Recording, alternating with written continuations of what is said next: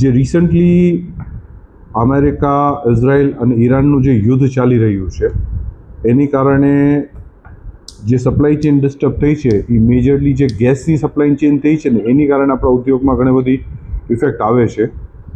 Commercial cylinders બંધ થઈ ગયા છે, તો આપણી અહીંયા આખો તબક્કો જે છે ને ફોર્જિનમાં જે ગેસના સિલિન્ડર્સ યુઝ કરે છે, પછી ઘણી બધી હીટિંગ પ્રોસેસમાં ગેસના સિલિન્ડર્સ યુઝ કરે છે, એ આખી ઇન્ડસ્ટ્રી છે ને અત્યારે શટડાઉન મોડ્સમાં આવી ગઈ છે. અને એની વિઝા ફી ઇફેક્ટ એવી આવે છે કે એની કારણે એક્સટ્રુઝન્સવાળાની ત્યાંથી ઓર્ડર્સ ઓછા થઈ ગયા છે અને ફિનિશ પ્રોડક્ટ્સમાં પણ આપણે ઓર્ડર્સ લીધેલા છે અને એ પ્રોસેસની કારણે પહોંચી નથી શકાતું.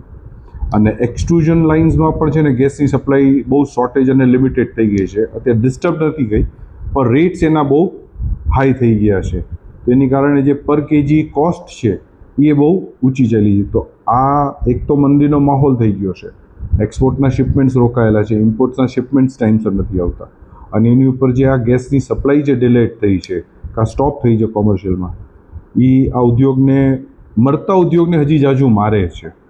હાલ ઈરાન ને ઇઝરાયલ યુદ્ધ વચ્ચે ગલ્ફ કન્ટ્રીમાંથી આપણને ખબર છે કે ગેસની ઓઇલની અછતના કારણે શિપો બંધ થઈ ગઈ છે, જેના કારણે ઇન્ડિયા લેવલે ગેસ અને ઓઇલની અછત સર્જાઈ છે. જેમાં આપણે જાણીએ છીએ કે ઘરેલું ગેસની તો અછત છે જ, સાથે સાથે ઉદ્યોગોમાં પણ ગેસની બહુ મોટી અછત થઈ છે, જેના કારણે ઉદ્યોગોમાં તાત્કાલિક કારખાનાઓ અને પ્લાન્ટ બંધ કરવામાં આવ્યા છે.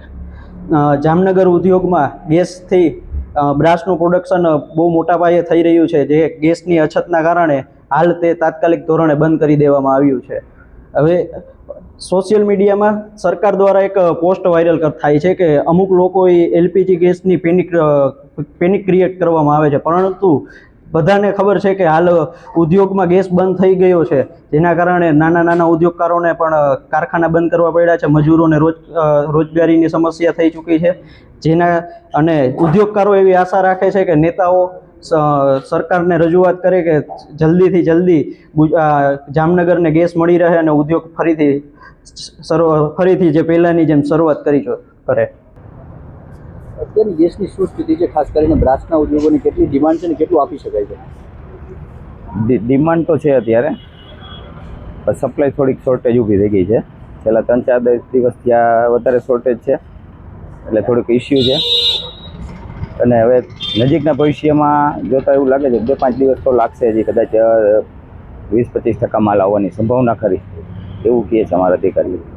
રૂટીન કેટલું તમે સપ્લાય કરો છો ને અત્યારે શું સપ્લાય થઈ શકે છે અને એના કારણે શું અસર થઈ છે? હાલ તો આજની તારીખે અમારે 2-4 દિવસથી જે સ્ટોક હતો એ પૂરો કરી અને અત્યારે તો મેં ક્લોઝ કર્યું છે સાવ.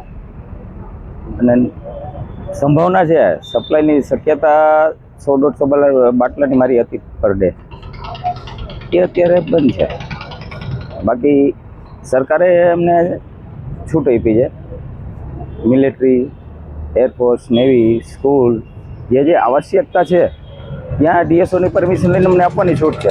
એટલે જે લોકોની ડિમાન્ડ હશે અમારે દરેક કોઈ પણ એજન્સીમાં જશે તો એની વ્યવસ્થા કરવામાં આવશે. ઉદ્યોગોની અત્યારે શું સ્થિતિ થઈ છે આના કારણે?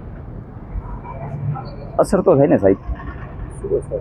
જે લોકોનું કામ રૂટીન મુજબ રોકાઈ ગયું હોય એટલે આખી ચેનલ રોકાવાની શક્યતા ખરી. એક્સપોર્ટના માલ હોય તો એને કોઈના કોટા પૂરા થવામાં થોડી તકલીફ પડવાની પણ ખરી. સપ્લાય પૂરતું ન મળવાનું કારણ શું માનવા? માનવું તો સર જગ જાહેર છે કે જે આ યુદ્ધના કારણે જે બધી આ પરિસ્થિતિ નિર્માણ થઈ છે, તો એની અસર તો આપણે ભોગવવાની તૈયારી રાખવી જ પડે સર.